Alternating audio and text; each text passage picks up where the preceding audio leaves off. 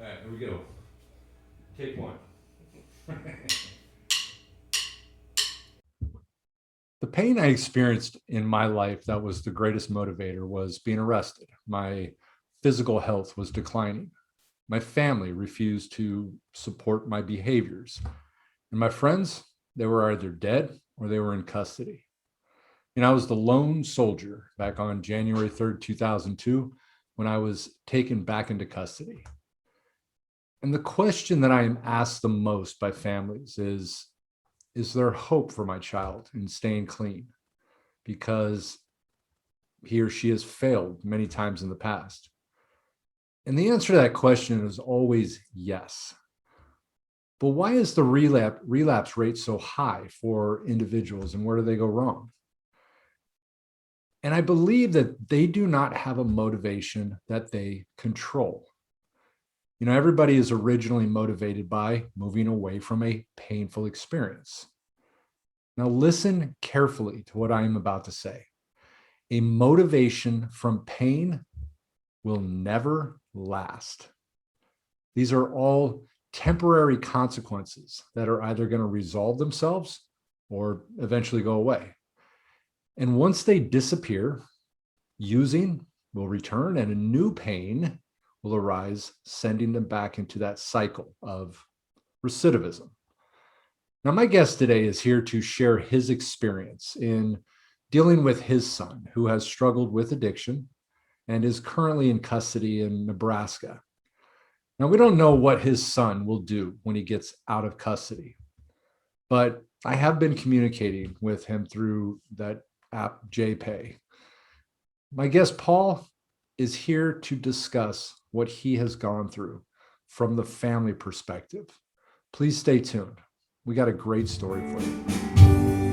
Trapped in a tree, a cave nightmare, taunted by flies,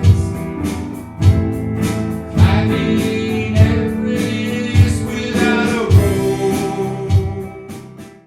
You know, it can be exceedingly difficult to determine how serious someone, whether it be a family member or a friend, is about getting help, because the decision can be very skewed by lack of money, being tired, employment problems, relationship problems, health problems, and in our case today, being incarcerated.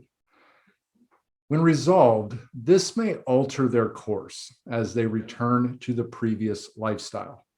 You know, a lot of children and young adults are going to learn very early on the person or persons who they can use to manipulate, as they use love as the tool to save them from negative consequences.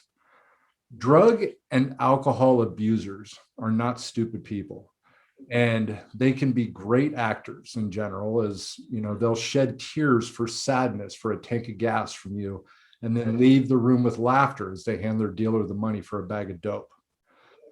We all must remember that when we are dealing with someone using, they are not themselves, and they are lost in a world where nothing matters but that drug. And even though you may have unconditional love for your family member, love is not in the equation for that person whom we love and we want to save. You know, they're not requesting your love in most cases, but instead they're encouraging material things to be given because of your love. Many are going to fear that if we do nothing to help, then the person may die. But if you offer help and they refuse to take advantage of it, they may die. If you continue to help, as they have less incentive to change because we can do this again later, this will increase the chances of relapse and an untimely death. You know, Al-Anon teaches about detachment, which is to let go of our obsession with another's behavior and begin to lead happier and a more manageable life. Now, this is not about detaching your love for this person, but it's also about loving yourself and learning to be happy with the absence of this individual. Someone currently using and being absent from the family can actually be very similar to burying a child, with one exception, and that exception is hope. Parents will a lot of times hold on to hope when they've not received, obviously, that horrible news that they've died. And, hopefully, obviously, this person makes it back. But it's highly recommended that obviously people get involved maybe in Al-Anon. And how is healthy love expressed? And it starts by loving yourself. Yeah. Now, I obviously want to introduce my guest, and my guest today is Paul Berggren, who has had to deal with the absence of his son, Micah. Yeah. Micah is currently being housed in the Nebraska Department of Corrections for charges that are not specifically drug related, but they clearly are actions that are taken while under the influence. Exactly. And, Micah is obviously not doing a life term, so he will get out of custody. But obviously the question that comes to mind, what will he do?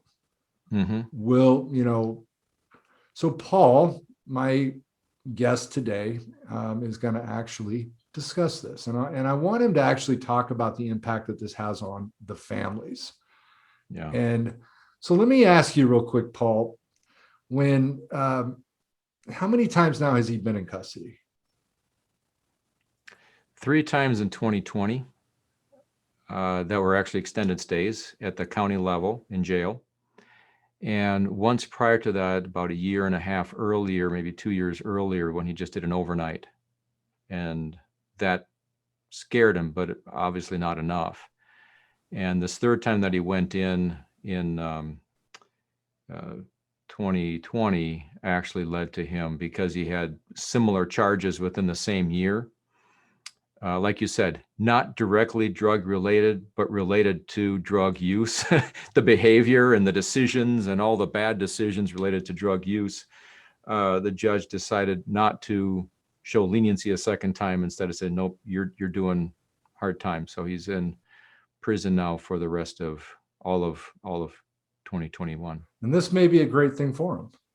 He said that, and we've actually said this probably has saved his life in 2020.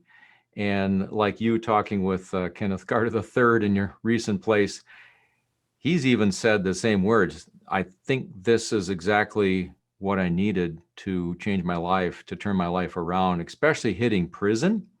Because when he was in jail, he still had this sense of, okay, I got this. Jail feels temporary. Prison, not so much. This is like, whoa.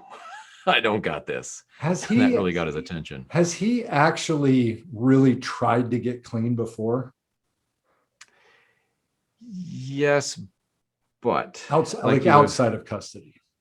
Yeah, outside of custody, you had made the comment about people using love as manipulation, or even for him, he was even using treatment as manipulation, just doing the bare minimums to get to some check box or box that he could check and say, okay, I've done this. Can you leave me alone now? I've done what the judge wants, that type of thing. He didn't own it. Regardless of how much money or time or effort we put to get him into treatment, it would last either a few hours, maybe, I think at most he made it a few weeks, but then he always was really good at hitting his own self-destruct button. So do you believe that he used treatment as just a break for himself? Like he really had no intention on staying clean and sober? At the time, yeah. Okay. So that's kind of what I was, sort of implying. Which is part of what you're saying about that whole thing of how do you really trust him?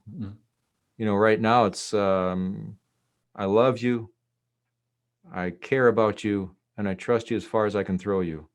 And he's now bigger than me, so I can't throw him more than a few feet.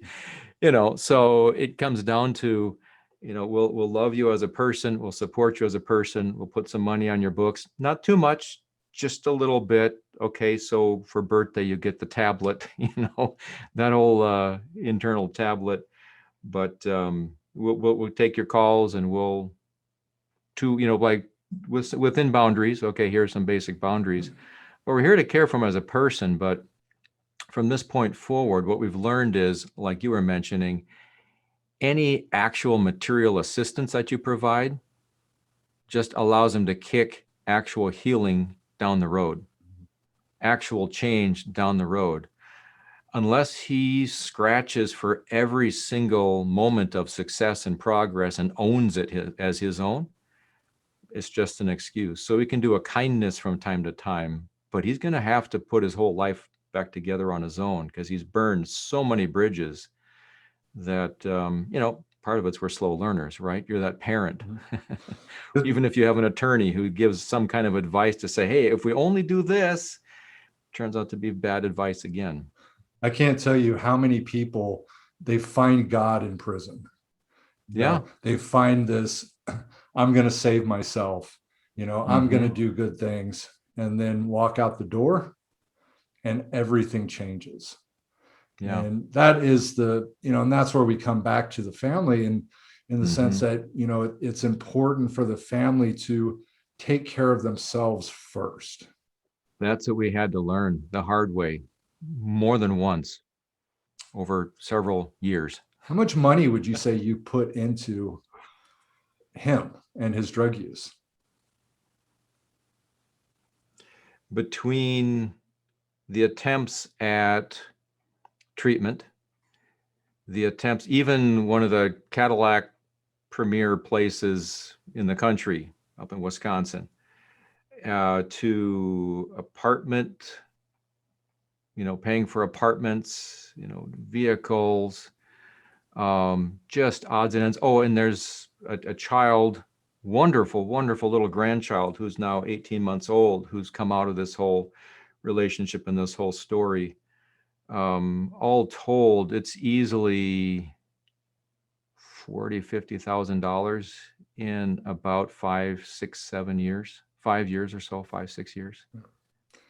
And that is, again, and I always like to say that, the drug user sacrifices the parents, and well, I've actually buried a child. Our firstborn did not make it past birth. I know what it's like to lay a child in the grave and put the last shovel of dirt on, or the first shovel of dirt on yourself. I know what that's like. And sadly, that was part of the motivation to try and never have to do that again.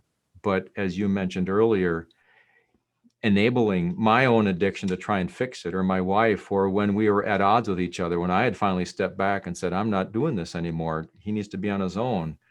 And it took my wife longer to come around to, no, I can't fix this. And, even, letting him back in the house when we had agreed that wasn't going to happen. There were some hard times, or even with, the siblings who were going, wait a minute, you've rejected everything we stand for as a family. How can I show you love? Well, we found a way to do that. Faith and family really does resign, but, or hold you together. But in the same way, the way he's describing and using love as an addict is a weapon. It's not as a tool. And we had to learn that. It's like, no, he runs by a whole different set of rules.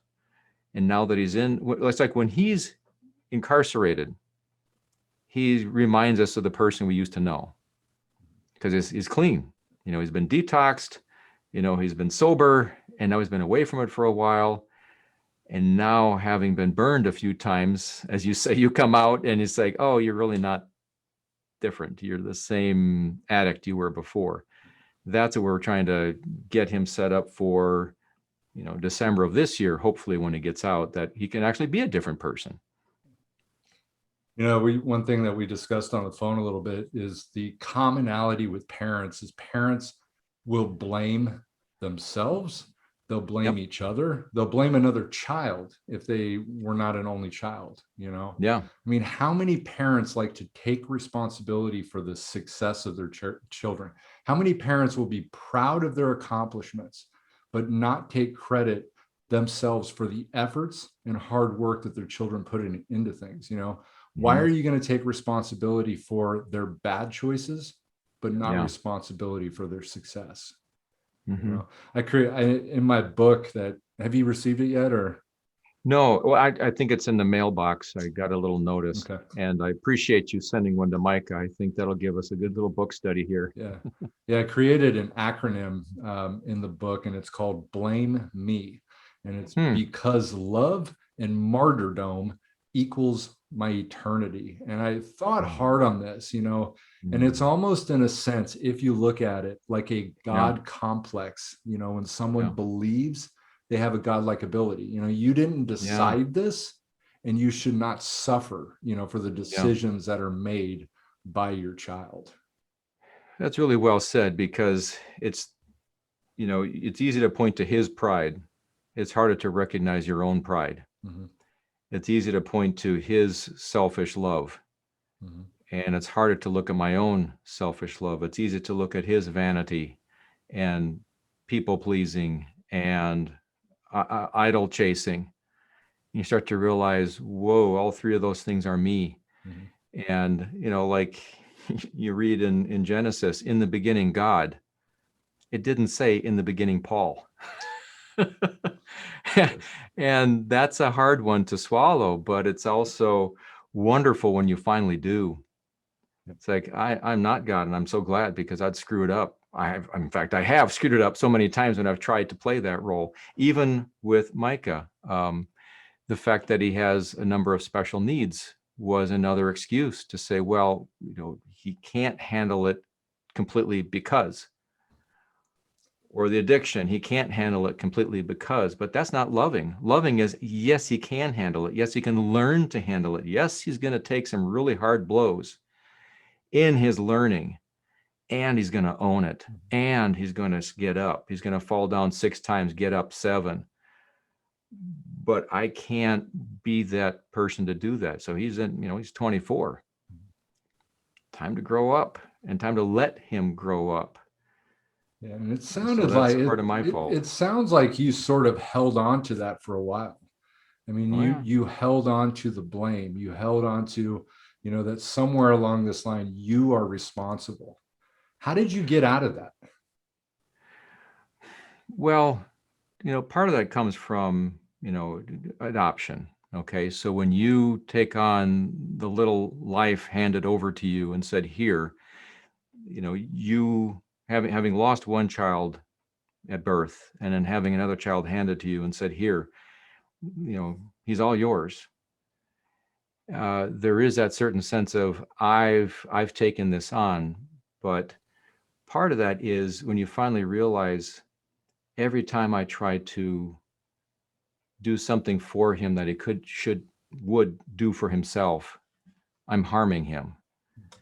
And it's really not about me. It's not about me. It's not about me. And that piece you were saying earlier about, you have to take care of yourself, because I can't help anybody if I don't care of myself. And we tried to go to Al-Anon, a few times, my wife and I. She was still in fix-it mode and was really frustrated that these people were detaching, as you said. Al-Anon's trying to detach and says, what are we doing here? They're all detached. They don't care. Where's all the fix-it plans? Well, eventually we ended up in our own counseling that, again, was, okay, what ideas do you have to fix our son? And he says, I'm not here to fix her son. I'm here to make sure you keep your marriage. Or what? No, I'm here to make sure you are good with each other and good with yourselves, so that you can be there for Micah when he finally gets it figured out. You can be there for your daughters. You can be there for everything and everyone else. But if the two of you go down, it's all over. Don't let his addiction ruin you.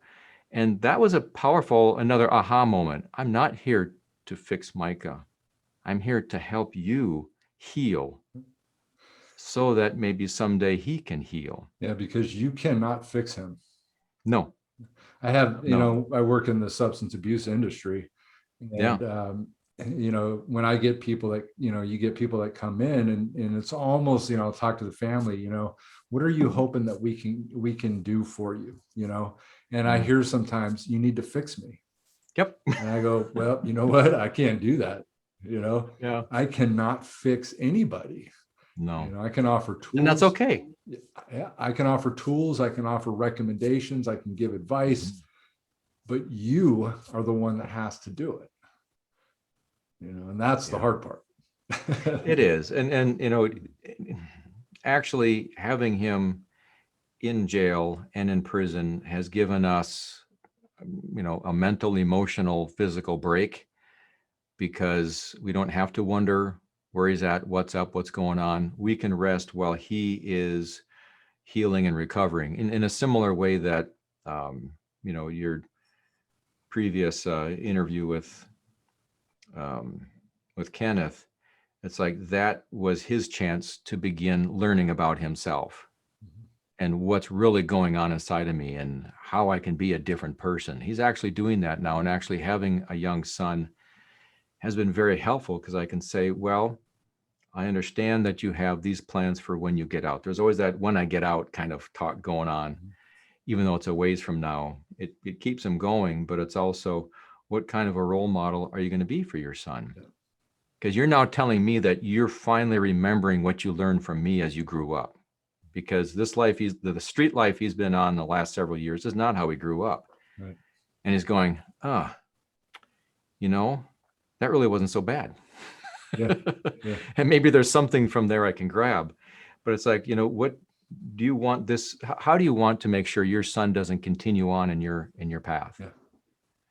And that's been very helpful. But it's also going to be at some point, and here's what you have to not do to allow him to be successful, things he can learn on his own, while at the same time, you're not setting him up for failure, like you've been right now. Because, he's been on the road to, set up a generational, disaster. Yeah. But there's hope. I finally have hope again, and it comes from stepping back and not trying to fix, not trying to help. We haven't been doing Al-Anon, but either with our own therapy that we've had, or ironically, we had Micah set up with an addiction therapist and an addiction and mental health therapist. And while he's in jail and prison, there's no way for them to connect. And so we've continued on with her as our therapist,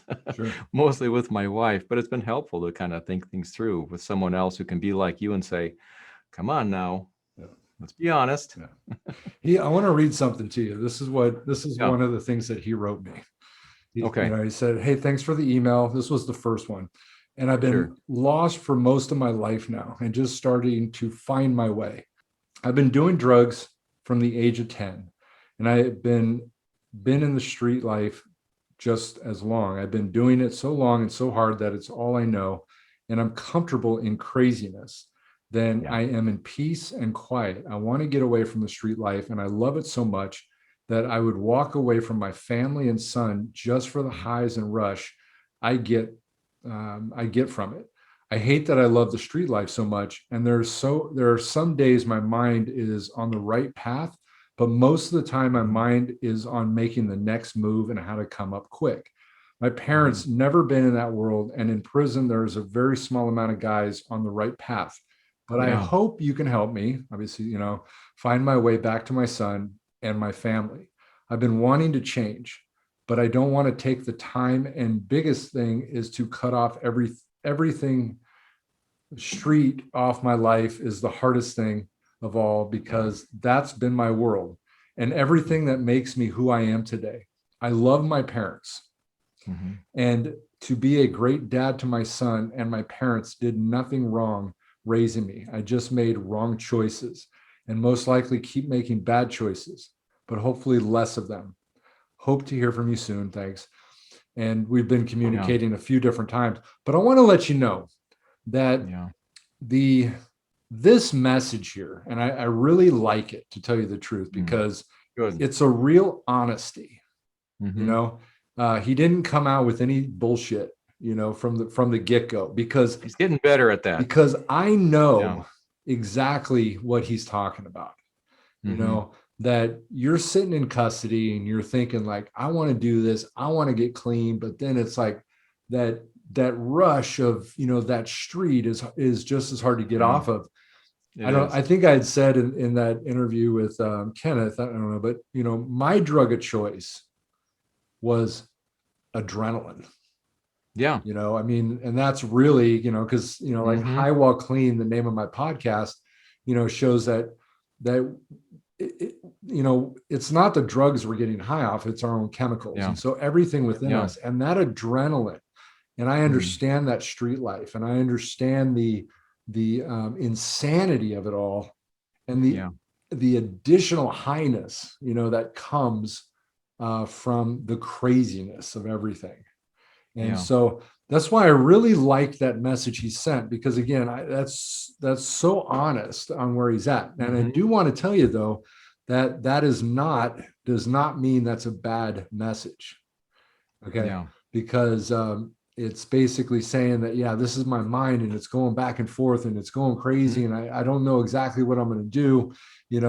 How do I do this? He asked for help in that. Yeah. And that's also relatively new. And I think that's partly what prison has done for him. And like you commented before, it's one of the best things that happened to me. I think that's where pain and tragedy, like your book, I haven't seen it yet, but at least by the title, pain and sorrow and tragedy really can be some of your best friends, because it forces you to be real. It forces you to be honest. And that's really where some of our biggest concern is. I remember we took him out to I took him out to a week-long therapy session in Ohio. And this person did a fabulous job of helping him connect between the emotional side of his brain, where lots of his trauma had been embedded, so that you're constantly thinking and feeling like this trauma is still happening to you because it's in the emotional side of your brain, and how to transfer some of those thoughts and memories over to the thinking part of your brain that can go, oh, wait a minute, that was a long time ago. It's not happening right now. I don't have to be controlled by that. And that really was helpful. But when he came back, he was trying to set himself up with, distancing himself from people that were part of the problem and trying to have a different way of life. But then he made the comment, because he has, a number of other issues going on, like you say, the brain buzzing all the time, where he says, I'm just, like he said in the email, I'm just not used to this. I'm used to this. And when I'm down here, that feels weird. I don't know how to not be going 150 miles an hour when you're asking me that I should be at 75 miles an hour. I can do this for a few days, a few weeks, maybe. And that's, and then I just got to bust out and get back to. So it's like how do you get that same high feeling while clean? Yep. So that you don't have to go back to all that self-destructive stuff. And that's where we're kind of like, okay, I want to believe it, but the more time that he can get away from it, and stay off it, the better chances he will have. Because the reality being is he's killed a lot of brain cells. Well, yeah. And what happens, is that it's a thing called neuroplasticity, right? That true. It saves us from the toxins that we're putting in our body. But on the flip side, when that happens, our body becomes dependent upon it, right? And so when you get off methamphetamine, and this is sadly why the relapse rate is so high with methamphetamine, is because we have a part of the brain called the amygdala, and that the amygdala stores our emotional memories. So the highness that he originally felt back at the first time that he used it, when you really got it, right? Yeah. That's ingrained in that amygdala, and that's obviously what does the cravings. Now, the flip side to that is neuroplasticity then becomes a positive if we stay off it, because then our body starts changing back, right? But you're going to go through depression, you're going to go through these ups and downs. That memory of the high is there, which is why, number one, we don't want to talk about it. We don't want to glorify it, Right. We don't want to build it up. I've heard some of those glorifying stories. Yeah. And that sets us up, and we're in trouble, That's when, if when and I tell clients this all the time, if you guys start doing that, stop. You got to just stop, Yeah. because you can the power of the mind. Our minds have the ability to induce cravings to where I can taste it, I can feel Mm-hmm. it, Mm-hmm. and when I get there, I'm going to most likely do it, you Yeah. know and Yeah. so that's the power of it, and that's the challenge that he's going to face. So the more time that he can stay away from it, that's why, honestly, maybe another year, if he'd been sentenced to 2 years, and might have been better.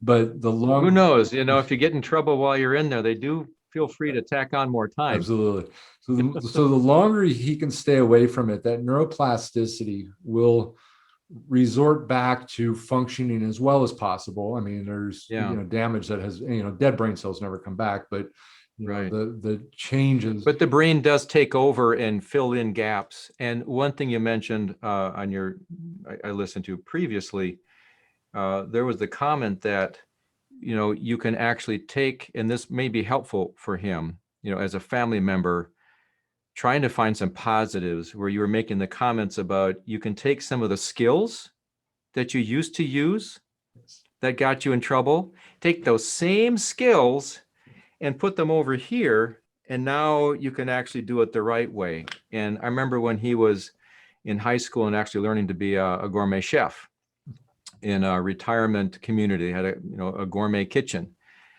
And he made this comment, and I try to hold on to this, where he says, for all these years in school, I've been told that my ADHD is a real problem because I can't sit still and I'm always paying attention to everything.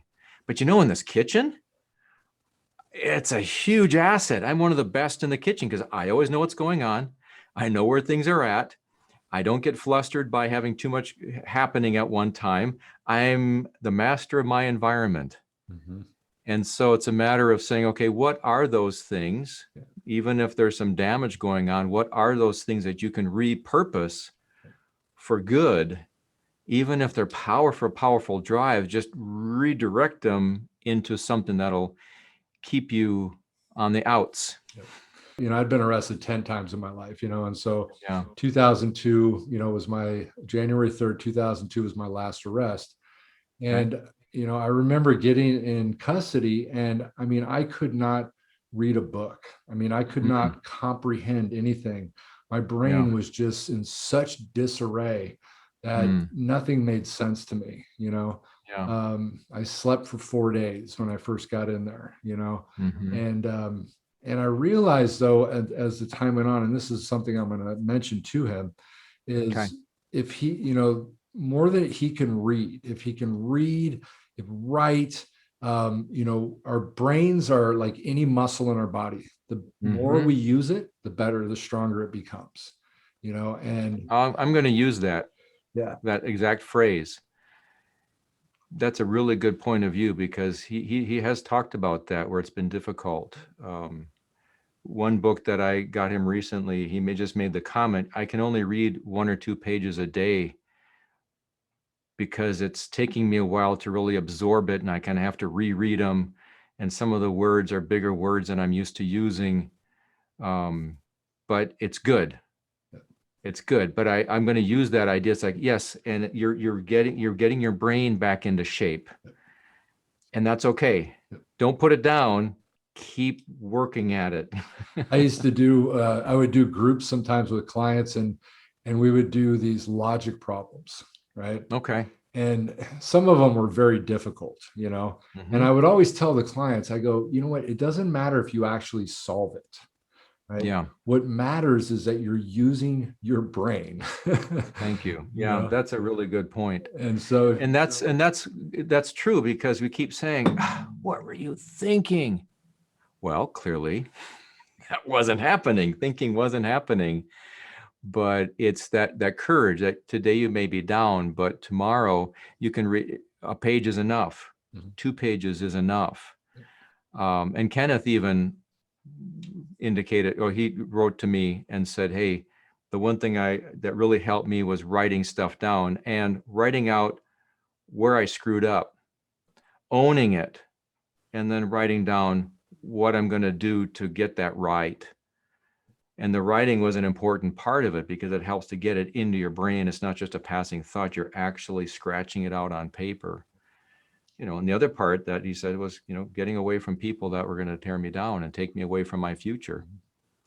But being on the outside looking in is so hard. And yet, the comment that I've heard you say before is, if you don't have support, it's even harder. But the question is, how are you the right support? How much is enough talking by phone, and how much is too much, and not allowing him to simmer and keep his own thoughts. You know what I tell people, what I always tell people on that is that if it doesn't affect your life in any way, then talk to him. Okay. Don't go out of your way. You miss work, you're late to work, you're supposed to go out to dinner and you aren't able to do it because you're on the phone. That's when it's a problem, as long as it's not interfering with your life. I mean, you can obviously make the decision yourself that even if it's not, I don't want to talk to him. Great. Yeah. It's okay. Yeah, that's been our approach. And it's a boundary that we have. Is this an okay time for me? All right. If it's not, I'll just let it ring. And so that's good to know, because it's always a moving target. Just when you think you've got it kind of figured out, something shifts, something happens, or you get on room restriction for some reason, or get phone privileges taken away, but he still has the email. So it's an ongoing thing. But I appreciate your comments about take care of you.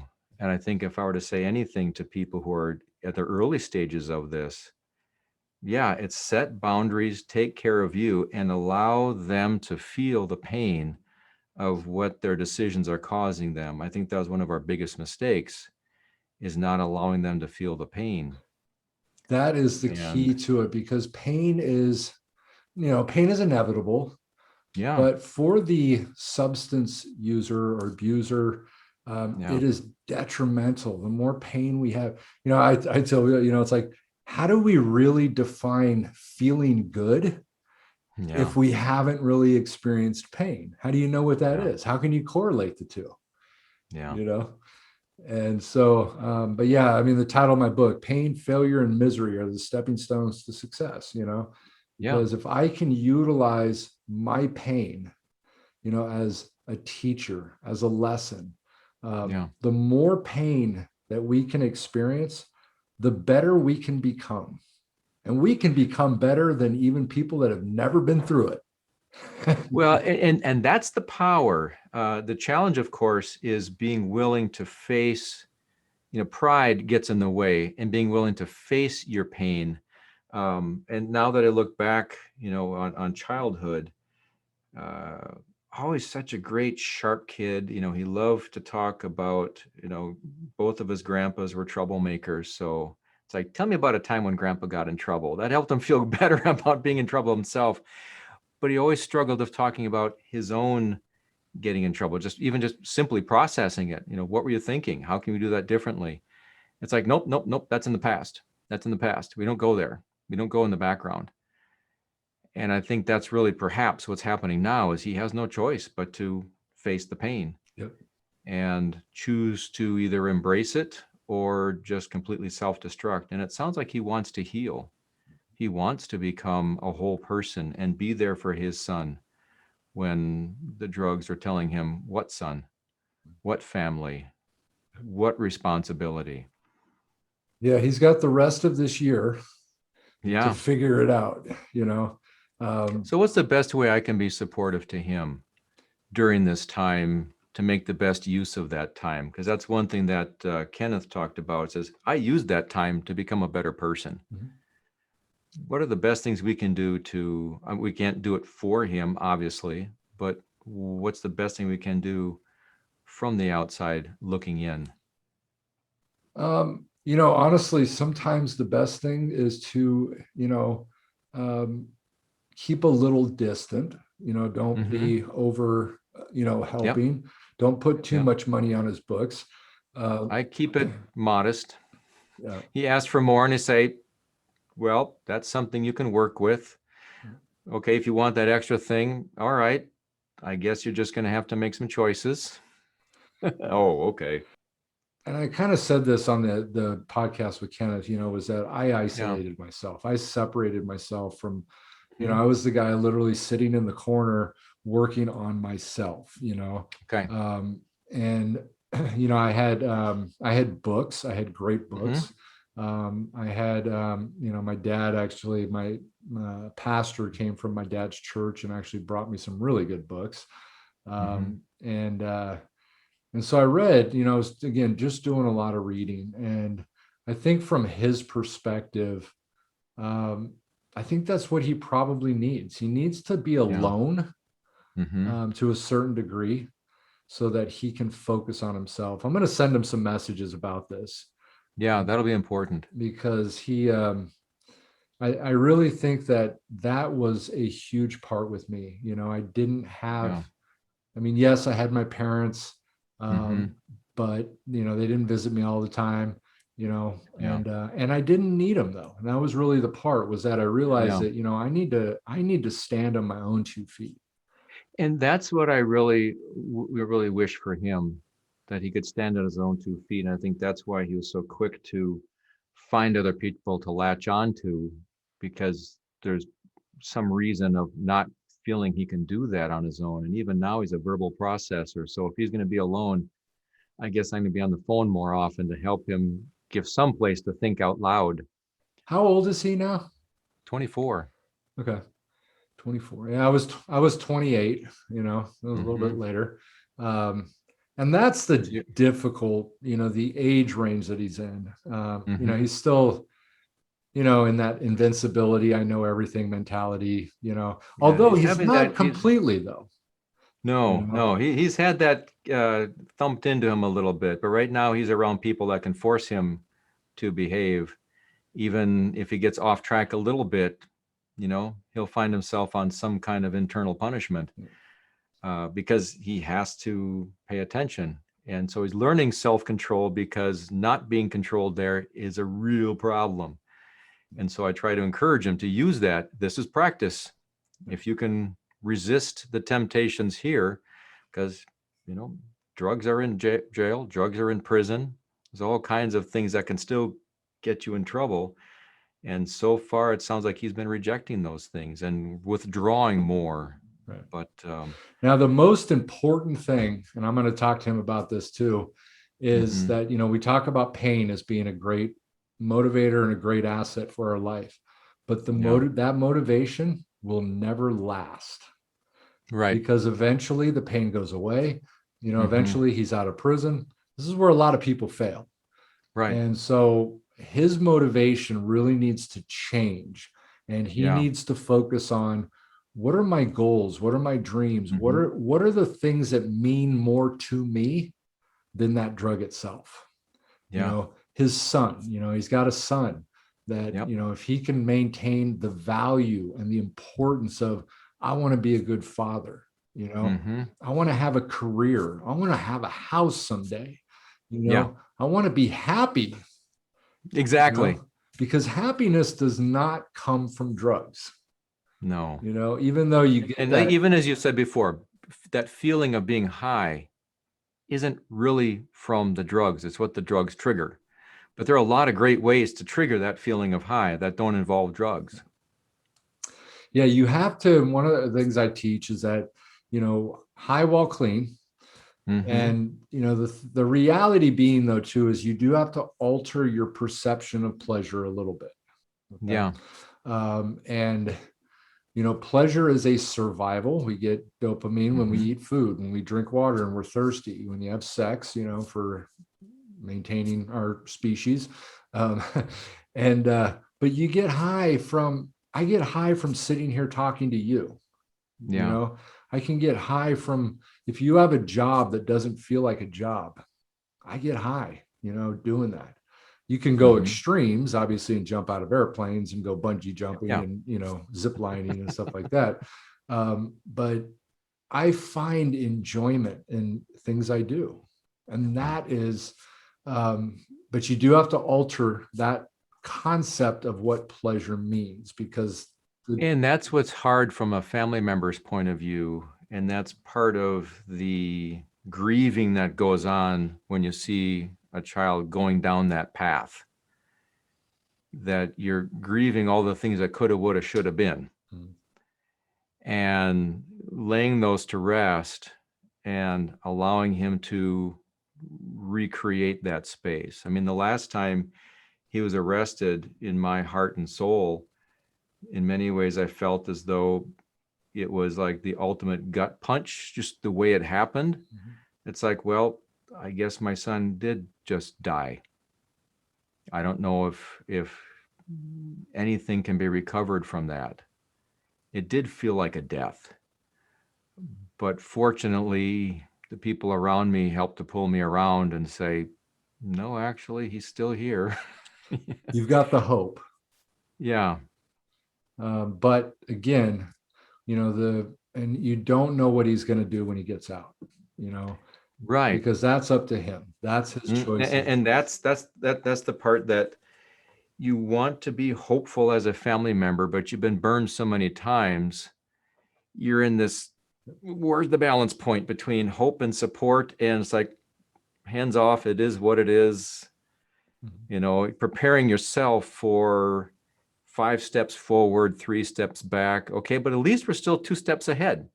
It's having that kind of optimism. It's like addressing what's real and feeling like the next time it might be 2 steps forward and no steps backwards. Okay. And letting that be his world and his life. And it's not the one we thought it was going to be. It's not the one he necessarily thought it was going to be, but it's his hope for his future. I got a question for you so your son, he was adopted. Yeah. What do you know about his parents or his birth people?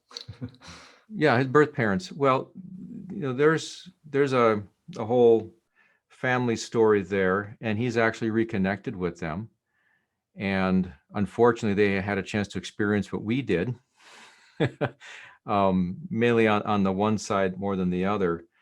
And, there's some pattern here to, his past history, but there's also that sense of hope in, connecting with his birth mother, that even though she unfortunately experienced some of the same bridge burning that we did, because he was still in the midst of all this, there's still that sense of hope. And so in one sense, I really appreciate that, because the team is bigger. This is a team sport. This is really a team sport, rallying around someone who's been this far down into, the tailspin, but there's hope that they can come back. And so we've actually stayed in touch and, stay connected. And it's hard for all of us, but okay, we're not alone. We're all rooting for him, but also realizing it's got to be his choice. How did he feel when he found out he was adopted? Well, that's a good question. Early on is more just, okay. I think over time it became a sense of, like you hear a lot, why didn't you want me, kind of a thing. But we were able to share a letter that said, I love you so much that, this is my choice for you to have another life. And it really is something that came out of love. But I think given where he's coming from, that is something he admits to have used at times as a leverage. Once the addiction started to set in, that became, a weapon to use on whoever it was helpful to. Whereas now I think he's able to say, okay, this is now a part of my life. How am I going to keep it a part of my life? Because I now have some half brothers that I need to be there for and to be able to take care of. And I want them to look up to me, kind of a thing. So it actually has expanded his view of, these are all the reasons for getting my life right. So if you were to send a message or tell a message to the families that are going through this, what would that be? It's not your fault. It's also not your job. It's not your fault they are the way they are. You may have contributed to it through some enabling, but that's no fault of your own. That's parents trying to help their kids. And if you've never been through this before, you don't know what's happening to you, that you're becoming addicted to helping them not be addicted. And it's an awful thing, but it's not your fault in that sense, but it's not your job to fix them. It is your job to take care of yourself. It is your job to set boundaries. And love can be tough and still be loving. It's not, I love you, but it's, I love you and I know you can handle this. And I'm there to pick you back up when you're falling, but I'm not going to pick you back up by taking care of all your problems. I'll be there to listen. I'll be there to encourage you. I'll be there to comfort. And I'm not going to get it right, but every single day you've got another chance to try again. And to be really easy on yourself, because it's so easy to just beat yourself up and just to allow yourself to go into a tailspin. And, that's going to happen, and that's okay, as long as you stay close enough to the surface that you can come back up for air. Yeah, so it's the money that becomes dangerous. That's the biggest thing of why it's not your job to fix this, because you will rationalize why it's okay to take money that you were going to use to pay a bill and instead pay one of his bills. Or if, one of the biggest things was, you get a cell phone and never pay a bill. And then eventually that goes to the collection agency, and guess what address is being used for the permanent address? And that sense of responsibility, saying, well, it's not right for this person to not be paid, and to be able to say, yeah, but look whose name is on the bill. It's not ours. That's for him to figure out. And it's just like letting go of feeling responsible. That's hard. And when you do that, it's like, it does help. Yeah. And I know it's a relief to know that, to know where he is today. It is. And I mean, I'm actually happy that he's there, not because I want bad things to happen to him, but because he has to deal with things now. And, great opportunity. God has his attention now. You have his attention. We have his attention. There's a few other people that have his attention. And, there is hope. There really is hope. Never, ever, ever give up hope. Right. But also get out of the way and let that hope emerge, I think, is really where it comes from. Yeah. Yeah. I have another acronym that I put in my book, and it's called Healing Me. Yeah. Which can be equated with happiness equals a loving, invigorating, never-ending, grateful, multifaceted exaltation. It's the strength that comes from the many facets as we come together. Yeah. Right. As we support each other through love and gratitude. And this allows, us an ability to, I guess you could say, rejoice. Shame and blame is what, again, I've seen mostly through the years. That will hold you down. It will destroy your life. And it's time that we stand together, and I think this is a big key. There's no need to do this alone. And we can love together. Let our voices echo. Let our voices echo. That's why I really appreciate you coming on here. It's, so many people out there, are shameful of their family member. They feel responsible. Oh, this is going to make us look bad. I honestly have an opinion that at funerals, if you have a son that died of drug overdose, why aren't you talking about that at the funeral? Yeah. Because these are the things that can help people, Well, and we've been able to avoid that by the grace of God. There's still a chance for him to make an impact on this world. And we go from Yale to jail. His sisters are in college doing very well towards their professional medical related career. And at the same time, I'll talk about them. And as I even meet new people, and they say, do you have any other children? Yes, my son. And he's in prison now. And they go, what? Yeah. Yeah. So I don't want to hide him, and I don't want him to be just shunned off somewhere. So, well, yeah, he's on his own now. No, I don't do that. And the thing is, it opens up a conversation for people. Even when I was open at times with some clients, in a little bit of a private space, but talking about his challenges with addiction. Boy, all the people that would privately come up to him and say, "Oh man, my son or my daughter," or all of a sudden you're opened up to all these people that I thought I was alone. No, No, you're no, far you're from not. alone. Far from. Far from alone. And so, for as awful as it can be sometimes, being open and being honest in a loving, caring way, not in a dismissive way or shaming kind of, but just an open, honest way, is really part of that healing. That, yep, he is and will always be a part of our family, and this is what we are going through now. I mean, And that's okay. That's really what we need. We need more communication. Yeah. That we can and stand together. I think that's really what this is about. Life is a team sport. Yep, absolutely. You have been an absolutely fantastic guest on this show. Oh, well, this is just a normal day here. I appreciate the conversational approach that you take. It makes it much easier.